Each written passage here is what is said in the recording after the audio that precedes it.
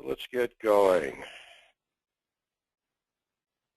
So today we're going to talk about savvy Social Security planning, what baby boomers know to maximize their retirement income. When your parents retired, they probably didn't think too much about Social Security. They just went down to the local office as soon as they turned 65 or maybe 62 if they retired early, and they applied for benefits. They took their benefits as granted and really didn't ask very many questions. But baby boomers are approaching the Social Security question in a very different way. Baby boomers want to know, will Social Security be there? You've been told for many years that the system's going broke, but now that it's almost your turn to collect, is that really true? You also want to know how much you're going to get. Before you retire, you've got to know how you're going to support yourself. That means doing a budget, lining up all your income sources, and knowing how much you can expect to receive from each. Social Security, because it's a relatively known quality, represents the foundation of that plan. You're also probably asking when you should apply for Social Security. You may have heard that if you apply early, your benefit will be lower than if you apply later. But is it worth missing out on those extra checks for a higher benefit later on? We're going to try to shed some light on this important question today. Something your parents probably never asked is, how is it possible to maximize benefits? There's absolutely nothing wrong with using the Social Security rules to your advantage. Today we're going to talk about 5 ways you can maximize your Social Security benefits simply by knowing the rules and making smart decisions. Finally, if you're wondering if Social Security will be enough to live on, you already know the answer to that. It's not going to be enough.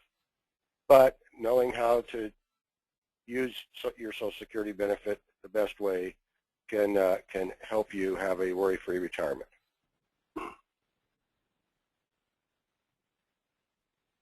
Most people tend to minimize the value of Social Security. If they understand what they're likely to get something back in the system at all, they don't think it'll be enough, and not really enough for people to count on. First, Social Security is one of the few sources of income that you can't outlive. If you're worried about running out of personal assets in your old age, you need not have that fear with Social Security because it continues until you die. Doesn't matter how long you live. And of course, the longer you live, the more you'll extract from the system. If your benefit starts out at a couple of $1,000s a month and you live 10 years, then you'll receive over $300,000 in lifetime benefits. If you live 20 years or more, you'll get over $600,000, and with 30 years, you'll receive over $1 million in benefits. This assumes annual cost of living adjustments of 2.8%.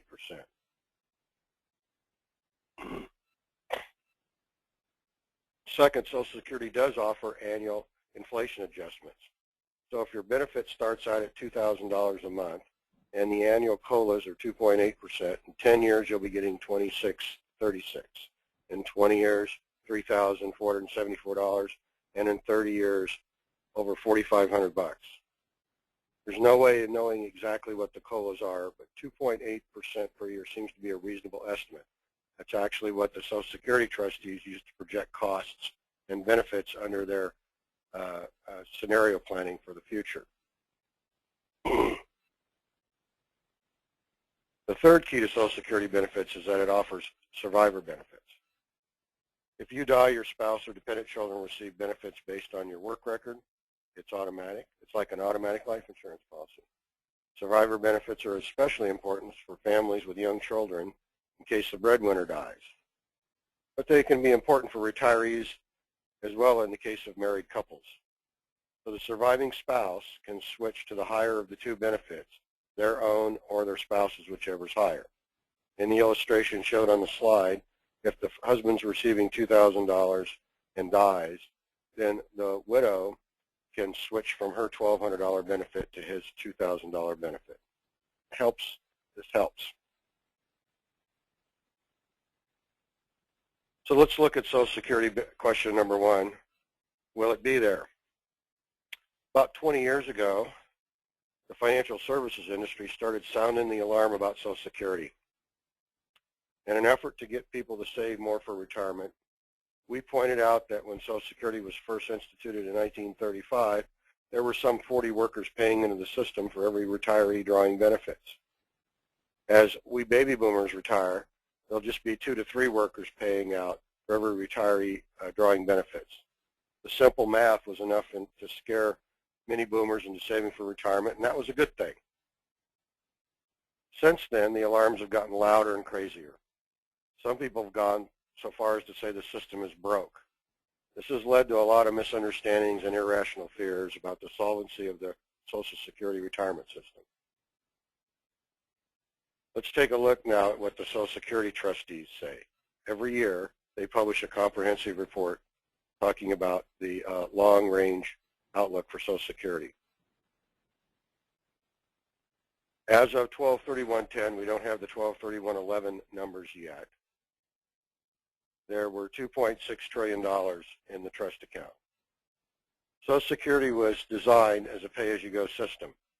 Payroll taxes from current workers go into a trust fund that are immediately paid out in benefits to current retirees.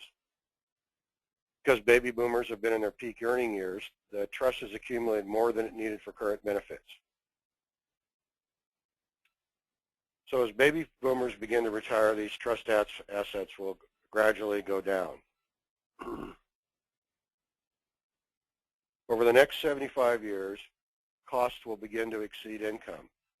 There are enough reserves in the system to be able to pay 100% of the promised benefits till 2036. That is, if we don't do anything from now till 2036, everything's funded. If nothing happens after that, the income coming in will be sufficient to cover just 77% of promised benefits. So what would it take to fix it? Although they're not in any imminent danger,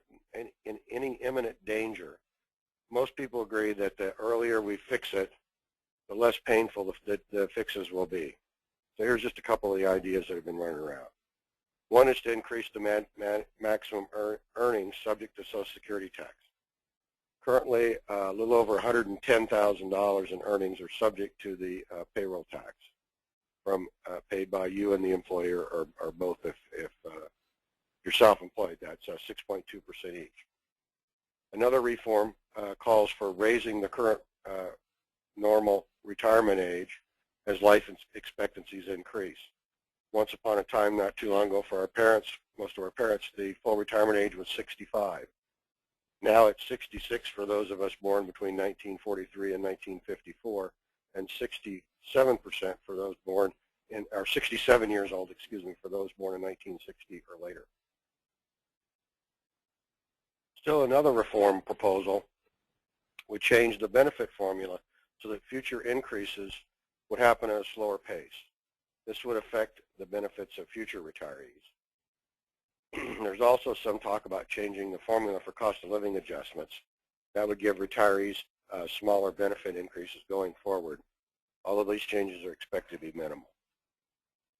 You can learn more about these proposals from the American Academy of Actuaries at their website, actuary.org.